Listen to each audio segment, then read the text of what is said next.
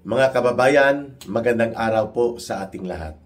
Ito po si Ka Eric muli at kasama niyo na naman ako sa Balita Talakayan at mga malinaw na paghahayag kung ano po ang mga tamang pananaw at mga dapat nating maabot na mga pagtingin. May kaugnayan po sa mga sumasabog na mga balita at mga usapin at kontrobersya na bumabalot po halos sa buong sambayan ng Pilipino. Kaya ito na naman po, magbibigay tayo ng ating pagpapaliwanag at matalas na pagpupunto hinggil sa kaganapan kahapon sa Senate Blue Ribbon Committee investigation hinggil dito sa nananatiling the biggest scandal of corruption and plunder for the last century sa gobyerno natin na nagaganap at naganap sa ilalim po ng administrasyon ng Marcos at Romualdez. Ayan, ayusin ko lang ang ating plastada. Ayan. Maliban po sa mainit na pagsasagutan kahapon sa pagitan po ni Senator Marcoleta at ni Senator Ping Lacson hinggil po sa usapin ng objectivity at impartiality na naoobserbahan po ng hindi lamang ni Senator Marcoleta kundi pati na rin po ng mga mamamayan na sadyang inililihis, sadya pong pinapapunta sa malabong mga pagtingin at mga kaganapan na parang nagiging chapsoy tuloy ang punto na pinatutunguhan ng mga nagaganap na Senate investigation na ito matapos po na ito ay pinamunuan ni Senator Ping Lacson sa maniobra nila ni Senator Itbulaga Tito Soto. Of course, ang nag-orchestrate at nagpasimuno po ng naturang mga balasahan o pang-aagaw sa liderato sa Senado, walang iba po kundi si Marcos Jr. at sila Romualdez. At ito po ay ginawa nila upang hadlangan na sumabog at umabot ang iskandalo ng kriminal na pananagutan hinggil po sa paglaganap ng tinatawag na sistematiko at well-organized na sindikato sa pagpapatakbo ng gobyerno, lalo na po itong malaganap at malubha na pandarambong sa kaban ng bayan na dito pa lamang sa flood control projects na mga anomalya, umaabot na po mga kababayan sa mahigit 1 trillion pesos ang ninakaw at dinambong ng mga politiko na kasangkot at kasabwat ni Marcos at Romualdez sa pangunguna po ng kagaya nila Saldico. At syempre nakinabang din ang mga kriminal na operator sa loob ng DPWH na mga magnanakaw at ang sindikato ng kriminal na mga contractors na ito. At kaya nga inunahan na ni Marcos na mangyari yan kung si Governor Chavit Singson pa na kunwarian niya na siya ay nagpapaimbestiga pero minamaniobra niya na kapag lumalapit na ang pagsabog ng issue at iskandalo papunta sa kanya at kay Martin Romualdez, kaagad-agad itong nagmamaniobra. The way they attack and made a political coup o kudeta ang pag-agaw sa liderato at mayoriya ng mga senador noong kasagsagan na ang namumuno nitong Senate Blue Ribbon Committee ay si Senator Marcoleta na hindi makokontrol at madidiktahan nila Marcos at Romualdez at ganon din po si Senate President Chis Escudero. Ngayon, pagkatapos po ng mainit na balitaktakan na yon sa pagitan ni Senator Marcoleta at Senator Lacson, umiksena din po ito sa plenary si Senator Erwin Tulfo na tinatawag na si Sylvester Tulfo. Erich ba or Erin? Sylvester Tulfo. Yan po ang ginamit niyang pangalan para maka-obtain po siya ng US visa. At ito po ay hindi pa na-clear kasi sinurrender niya po ang kanyang US visa at the height ng controversial na issue kaya hindi siya makonfirma doon po sa Commission on Appointments nung siya ay tinalaga pa ni Marcos Jr. bilang secretary ng DSWD. So nagkaroon siya ng ibang pangalan, kaya nga ang tawag ni commissioner dati ng COMELEC, itong another controversial at talagang puno din po ng controversial ng mga controversies ang kanyang pagpapahayag kapag bumanat po ito. Si Attorney Rowena Binguanzon, sabi niya, itong si Sylvester Tulfo, hindi lang pala ito citizenship bender, kundi law bender din. Mga kababayan, kung saan ginamit nga niya yung pangalan na Erin Sylvester Tulfo bilang peke, fictitious name na ilusot niya sa kung anong kadahilanan at bakit nakakuha siya at nakadiskarte ng US passport, no, mga kababayan, including yung US citizenship niya na hindi niya diniklara until ito ay nagkaroon ng iskandalusong pagsambulat ng binuko ito ng isa sa mga asawa, yata niya yon, ang nagpunta sa Commission on Appointment at ipinakita na ito ay nagkaroon ng isang anomalous circumstances on why itong si Sylvester Tulfo alias Erwin Tulfo ay nagkaroon ng US citizenship and US passport. At nakapagsilbi pa yata ito ng ilang taon, 1 or 2 years, sa US Army, no? Hindi naman na-deploy yata sa combat. Okay? So, itong si Sylvester Erwin Tulfo ay hindi lang law bender, kundi great pretender din, no? Yun pong tawag sa kanya ng mga netizens ngayon, no? And even to the point na sa kanyang naging pahayag na dapat daw kung kinakailangang i-bend o baliin ang batas para lamang masunod ang popular na pananaw ng tao, ay gawin natin yon kasi yon ang ating tungkulin na dapat umaayon sa pananaw at demand ng mga tao. At kung may batas na hindi umaayon dyan, eh dapat tayo ang mag-bend ng batas na yan upang sumang-ayon yan sa kagustuhan ng taong bayan. No? Parang ganun ang kanyang pagde-deliver. Kasi I was on a seminar lecture ng sumambulat itong pagkakalat na naman ni Erwin Tulfo, no? Dyan sa Senado. Okay. Nag-react pati hindi lang si former Comelec Commissioner Attorney Binguanzon, kundi pati ang retired Justice sa Supreme Court na si Justice Noel Tiham, na sabi niya ito ay iskandaluso na pagpapahayag ng isang senador at mukhang hindi niya alam at hindi niya naiintindihan nitong referring to Erwin Tulfo ang kanyang oath of office, no, nanumpa ka na susundin mo at ipapatupad mo ng walang pagsasaalang-alang ang batas, ang saligang batas at lahat ng batas ng Republika ng Pilipinas. So help me God. Di ba may ganong portion yan sa mga oath of public office, no? Sa mga public officials, no? That include ang mga senador, even si Bongbong Marcos Jr., nanumpa yan, pati sila Saldico, sila Romualdez. Pero anong ginawa nila? Pagnanakaw, pandarambong, pang-aabuso sa poder, panluloko at pandurubo sa taong bayan. So, sabi ni Justice Tiham, Noel Tiham, itong si Erwin Tulfo ay pwedeng tanggalin at disiplinahin at the minimum sa pagiging senador sapagkat ipinapakita niya ang kanyang hindi lamang kamangmangan sa batas kundi ang kabaluktutan ng pag-iisip na lalabagin niya ang batas. Okay? So, seryoso po ang ganong pananaw ng isang justice na nag-retire na, bagamat retirado, pero ito po ay nirerespeto din ang kanyang mga legal opinions at mga pananaw nitong ni Justice Noel Tiham. Okay, pero maliban po dyan, ako po ay may gustong puntuhan bakit ko tinatawag na si Sylvester Erwin Tulfo ay hindi lamang law bender, kundi great pretender din po.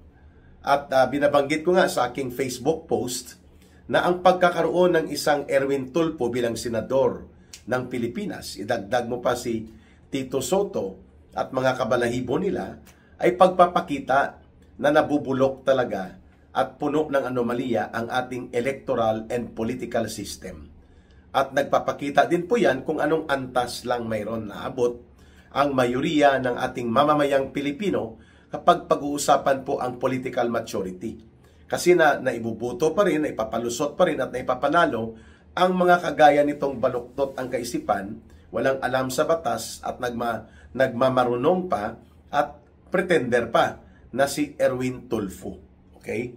Pero bago po niyan, dapat hindi na nga ito pinayagan ng COMELEC na maging kandidato. Alam po ba ninyo na may provision po sa batas, no? Na kapag ikaw ay may conviction of moral turpitude na kaso, halimbawa, libel or cyber libel, rape, yung malversation, graft, no? Mga moral turpitude na mga kaso. Ibig sabihin po, apektado ang iyong moral probity and moral integrity. Kaya tinatawag yan na cases involving moral turpitude. Hindi ka po pwedeng ma-appoint, hindi ka pwedeng ma-elect sa anumang public office, appointed man or elected. Dahil nga, yan ay nasa batas, no? Kung hindi ako nagkakamali, sakop po yan ng Code of Ethical Standards and Professional Conduct ng mga public officials, if I am not mistaken. But there is a requirement in law na hindi maa-appoint at hindi mai-elect o pwedeng tumakbo sa anumang public office ang kagaya ni Erwin Tulfo, ni Erwin Sylvester Tulfo, na mayroong conviction of a case or criminal case involving moral turpitude. Si Erwin Tulfo po ay may 2 counts of final conviction at the Supreme Court sa crime of libel. Ang libel po ay isang crime of moral turpitude ang kanyang degree. So under the law, hindi dapat yan tinanggap at pinayagan ng COMELEC na pinakandidato at kung kaya nakalusot pa rin itong si Erwin Tulfo. So bakit pinayagan ng COMELEC yan? Sapagkat alam natin na ang COMELEC ngayon under George Garcia ay bata-bata yan ni Marcos at nila Romualdez, sindikato rin. Si Benny Abante nga hindi na nanalo sa eleksyon pero naging COMELECted bigla at naging congressman itong si Boy Banal na aso, Santong Kabayo, no? Talo yan sa eleksyon sa 6th District of Manila. Ganon din po itong Gabriela NPA Lover, NPA Recruiter Party List. Hindi naman ito nanalo. Ang nanalo ay ang Duterte Youth Party na may 3 seats, no? More than 2 million ang boto. Hindi nakaupo, hindi pinaupo, at ang pinaupo yung nagpapabagsak sa gobyerno at kasabwat ng mga teroristang operatiba ng CPP, NPA, NDF like itong Gabriela NPA Lover Party List. So what can we expect from a COMELEC like having a syndicate operation like George Garcia kung bakit nakakapagkandidato, nakakalusot at naipoproklama pa itong si Erwin Sylvester Tulfo? Sapagkat ang libel conviction ni Erwin Tulfo hindi lang po Regional Trial Court, kundi pati sa Supreme Court, the last and highest court in terms of finality of decision, nagkaroon po siya ng 2 counts of final conviction of libel. Hindi lang po siya nakulong for whatever reason, parang nagbayad o kaya naglapse yung kanyang jail sentence, pero it is already a record. Nasa record po yan ng Korte Suprema at ng ating gobyerno that Erwin Tulfo was convicted or is a convict of a moral turpitude crime, libel, involving moral turpitude. At sa ilalim ng batas po, hindi pwede yon. At ipinagbabawal po yan na ma-appoint o ma-elect o kumandidato man lamang ang isang individual na mayroong conviction of a crime involving moral turpitude, which includes libel, cyber libel, rape, graft, yan, mga thief, pagnanakaw, o pangungurakot. Ang kanyang kaso na 2, convicted siya. Record po yan, na na-convict siya and up to the Supreme Court talaga. So, bakit ito nakatakbo? Bakit nakakandidato at naproklama pa, no? Yan ang dahilan kung bakit ko sinasabi sa Facebook post ko na puno ng anomalya, puno po ng irregularidad at kabulukan ang electoral and political system ng Pilipinas. At mababa pa rin po ang antas ng pampolitikang maturity o ang hinog at mataas na pananaw sa pangpolitikang kalagayan ng ating bansa kung bakit po during elections nagkakaroon pa po ng panluloko at palusot, nananalo pa rin po itong kagaya nila Tito Soto at nila Erwin Tulfo. So, isa po yun na punto ko bakit great pretender ito si Erwin Tulfo. He does not belong to the Senate. He does not deserve and he is not allowed by law na tumakbo dahil nga mayroon siyang conviction of moral turpitude crime, which is with finality of decision sa Korte Suprema. Okay. Pangalawa, hindi rin po dapat siya tumakbo o pinatakbo ng COMELEC sapagkat gray area yung kanyang pandaraya. Yun po ay isa ding moral issue. Dinaya niya ang kanyang citizenship at ang kanyang mga papeles peke. At upang hindi siya managot, hindi ko alam bakit hindi pa po siya hinahabol ng US government sa kanyang fraud po yun, fraud. Pag sinabing fraud, yan po ay isang krimen ng pandaraya at mga pagmaniobra at manipula gamit ang illegal na mga hakbang, fraud. So yung parang kung ang equivalent ng fraud, nang iistapa ka. So ang citizenship niya sa pagka-Amerikano niya, inistapa ni Erwin Tulfo, no? Kung ang pagbabatayan mo ang definition ng fraud, hindi niya ito itinanggi, hindi niya rin ipinaliwanag. So ito ay pangalawang ground yan, ano? Na hindi dapat siya pinayagan na maging kandidato. Subalit dahil nandyan na po yan, walang ginawa ang COMELEC na sindikatong ito, kundi ipagpapatuloy ang kasindikatuhan kung bakit nagkakaroon ng Benny Abante, Erwin Tulfo at mga Gabriela NPA Lover Party List na nakakalusot in spite of the fact that they are not qualified or even they are not supposedly maging bahagi ng Kongreso. Okay. Ngayon, ito pa ang katawa-tawa kay Erwin Tulfo. Ang kanyang logic kapag popular daw at kapag ito daw, by the way, pwede pa pong habulin si Erwin Tulfo pero dapat tatakbo ka na niyan sa Korte Suprema. Certiorari o kaya yung ginamit sa kay dating Chief Justice ni Noynoy Aquino na pinatanggal sa panahon po ni Pangulong Duterte, itong si former Chief Justice Sereno, co-waranto. Ibig sabihin po, iko-question ngayon sa Korte Suprema ang legality and validity of the occupation of office or assumption of office ni Erwin Tulfo, ni Sylvester Erwin Tulfo, sapagkat from the very start, void ab initio. Meaning, from the very beginning, void, fraudulent ang kanyang pagkakaupo at pagkakaproklama bilang senador. Dahil nga, binaliwala ng COMELEC itong issue ng tinatawag nating conviction of a crime involving moral turpitude, which Erwin Tulfo ay mayroon po siyang conviction of libel 2 counts with finality of decision sa Korte Suprema. So ang isang recourse dyan, kung hindi man certiorari, posible ay ang co-waranto. Pag sinabing co-waranto, from the very start, illegal ang pag-occupy o pag-assume mo ng office dahil walang bisa sa batas, void ab initio. So ang remedial procedure sa korte, ayon doon sa mga napag-aralan at nakita ni Ka-Eric, either co-waranto yan na case or petition for certiorari para isite na nag-abuso ang COMELEC sa pagpayag at naging illegal ang aksyon ng COMELEC ng isang convicted criminal with moral turpitude na crime like itong case ni Erwin Sylvester Tulfo ay pinayagan pa rin tumakbo kaya nakalusot sa pagka-senador. Okay. Ngayon, punta natin itong kanyang baluktot na logic.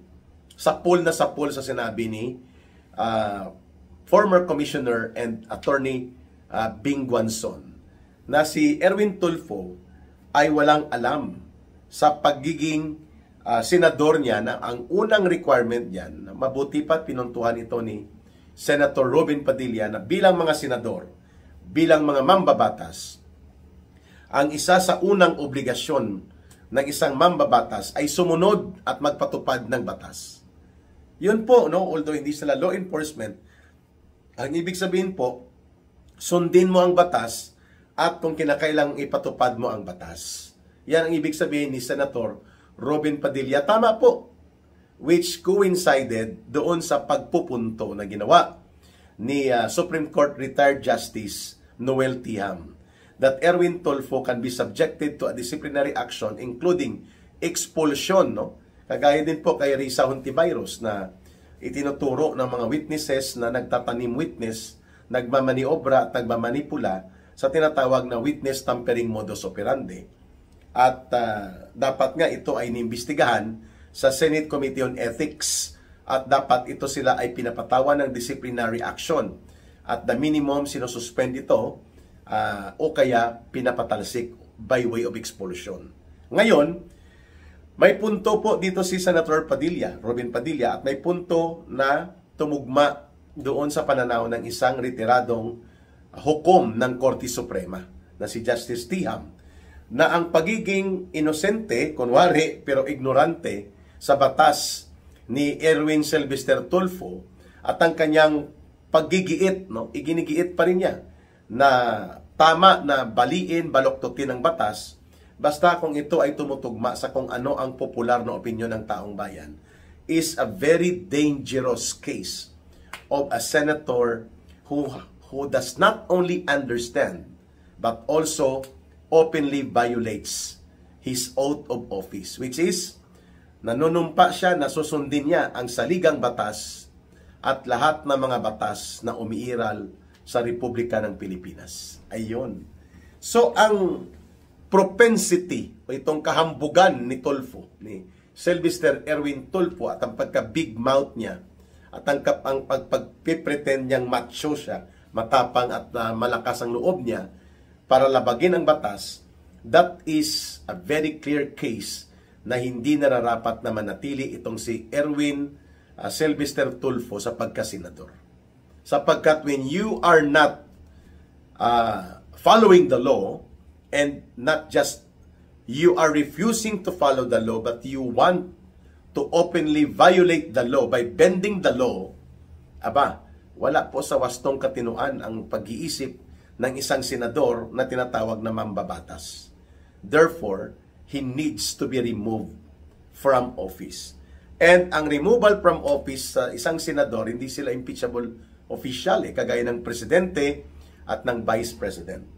So, pwede po siya ma-remove by way of recall election. Hindi pa po nangyari yan, o kaya by way of disciplinary action at the Senate. So, pero importante pinupuna at pinupuntuhan na baluktot, mali at wala sa hulog at hindi nararapat na magpapatuloy pa sa pagiging senador kung ganito ang uri ng takbo ng utak ni Sylvester Erwin Tulfo. Sapagkat delikado ito.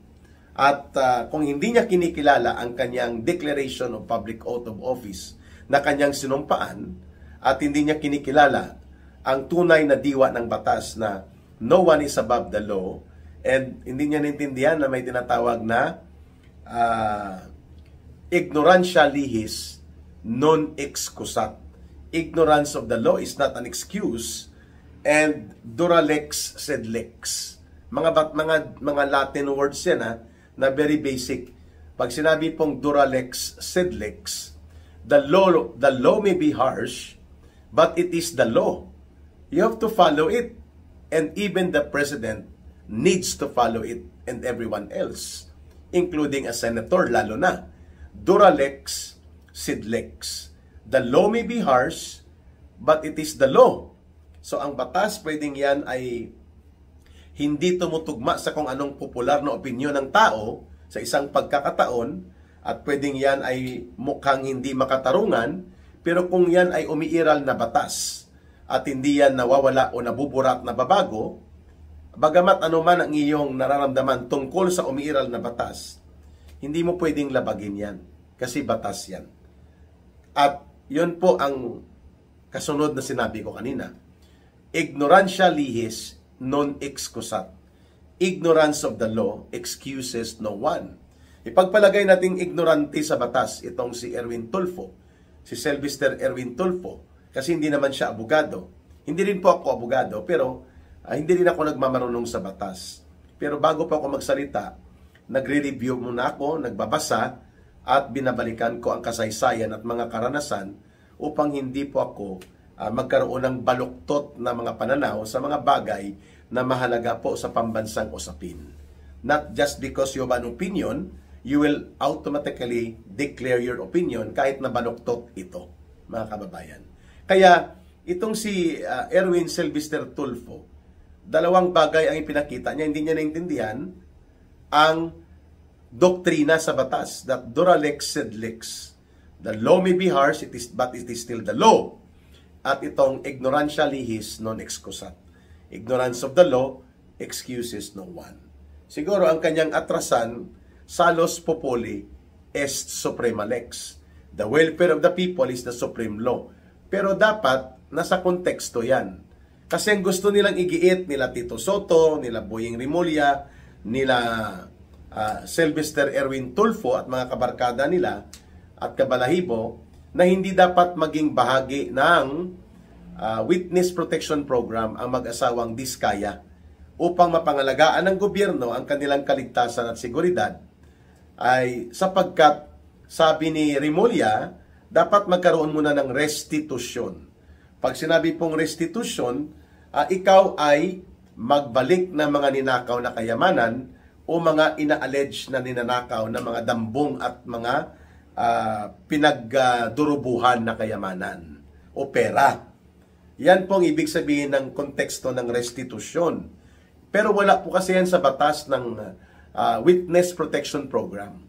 There is no law on that requiring restitution. The restitution, sabi ni Senator Marcoleta, na isa ring abogado, can only be established by the court. Kasuhan mo muna sila and then iproseso yan sa korte.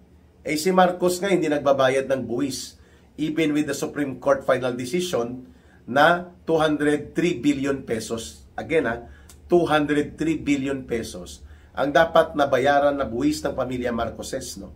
With Bongbong Marcos as the state administrator ay hindi niya binabayaran ito, mga kababayan, with finality of decision also sa Korte Suprema. Pero patay malisya lang itong si Bongbong Marcos Jr. So yan pong punto de vista ko. Hindi ko mo popular na ipapabalik ang mga nakaw na yaman at bawiin, pero kung pag-uusapan at ang ating pinupuntuhan, ano ba ang batas na nagbibigay ng batayan kung sino ang pwede sa Witness Protection Program.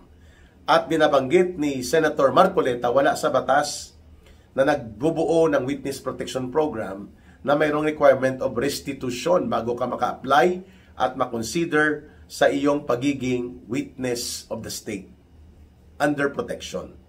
So wala pala yun sa batas. Pero hindi nangangahulugan na dahil hindi yun i-require, hindi na natin nahahabulin. That's another point. And I think ganun ang pagpapaliwanag ni Senator Marcoleta. Bagamat hindi natin i-require dahil wala sa batas na pwede talaga palang sakupin at ipailalim sa Witness Protection Program ang mga Diskaya couple, kagaya ng gustong mangyari ngayon ni Bryce Hernandez at nitong sila Alcantara, malinaw po na hindi pala requirement sa batas na dapat magbalik ka muna ng ninakaw na kayamanan. However, if it is voluntarily done by the Diskaya, okay yon. Pero kung gamitin mo yun as requirement in the absence of a court decision yet to be rendered, wala pang ang kasong na isampa, nag-iimbestiga pa lang, at kailangan mo i-security protect sila as state witness, eh bakit hindi mo gawin yung kung ano nakasaad sa batas? And then kung hahabulin at sila ay sisingilin at pagbabawian ng nakaw na yaman, hindi daan natin sa proseso. Pero ito kasing si Bryce Hernandez, para pagpapakita ng goodwill, nagbalik siya ng isang dinambong na kayamanan sa unit na tinatawag na Denali Yukon. I think it is worth 17 million pesos na sasakyan, luxury, para pagpapakita daw ng goodwill. And then isusunod pa niya ang mga Ferrari niya at iba pang mga Lamborghini, whatever.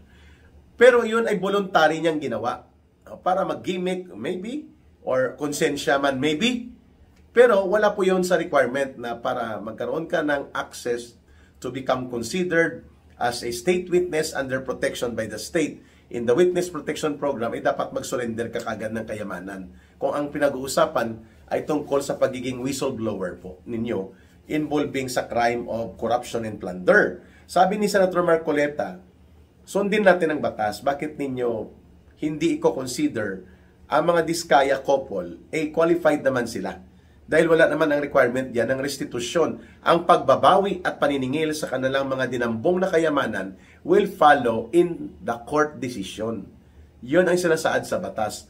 Diyan po pumasok at umeksena itong si Sylvester Erwin Tulfo na wala sa hulog at bumaliktad nga sa bullseye bulljack ang kanyang pahayag, lalo na dito sa mga nakakaalam sa batas like Justice Tiam ng Korte Suprema dati na nag-retire na, at itong si Attorney Bing Guanzon. Kaya mga kababayan, nagpapakita po ito ng malubha na kalagayan ng kakulangan sa kapasidad at kakayanan na maging senador ang mga kagaya nito ni Erwin Sylvester Tulfo, the great pretender and the great law bender. Dapat tanggalin na ito sila At pati si Ontiveros at sila Tito Soto, sapagkat nakikita natin, they are using their being senators not to become yung competent legislators na tagagawa ng batas or magiging representasyon ng mamamayang Pilipino sa matino at matuwid na pamumuno at pagtindig bilang opisyal ng gobyerno. Kundi, itong mga kagaya nila, si Sylvester Erwin Tulfo, si Tito Itbulaga, Senator, at itong si Hontiveros, they are operating not as for the interest of being competent legislators, for their being senators, but for being political operators in behalf of the evil regime of Marcos and Romualdez. Operator sa politika ni Marcos at ni Romualdez, yun po ang nagiging pagbubunyag ngayon ng pagkatao ni Erwin Sylvester Tulfo. Mga kababayan, maraming salamat sa pagtangkilik at pagsubaybay nyo kay Ka Eric at sa inyong pag-promote ng ating channel at ng ating mga videos. Dumadami po ang ating mga subscribers, dumadami po ang ating mga supporters, at lalo pa pong nagiging masigla ang Ka Eric Celis YouTube channel. Sa gustong tumulong po sa advocacy and campaign initiatives po ng grupo ng Bangon Sambayanan with Ka Eric, you can contact po ang number 0916-308-7710. Ulitin ko lang po, 0916-308-7710. Silangging po yan, Ruhilda Celis. Pwede po yan sa GCash, pwede rin po yan sa coordination. Para po magtuloy-tuloy din ang ating advocacy for good governance at pagtatanggol sa karapatan ng mga mamamayang Pilipino. Ito po si Ka Eric, at ang habilin palagi, mahalin natin ang bansang Pilipinas. Walang ibang magmamahal nito, kundi tayo ring mga Pilipino. Para sa Diyos at sa Pilipinas nating mahal, may God bless everyone, and may Allah will be with those who are Muslim brothers and sisters. Bye for now. Abangan po ang muling pagbabalik ng Ka Eric dito sa ating balita at talakayan para sa sambayanang Pilipino. Maraming salamat.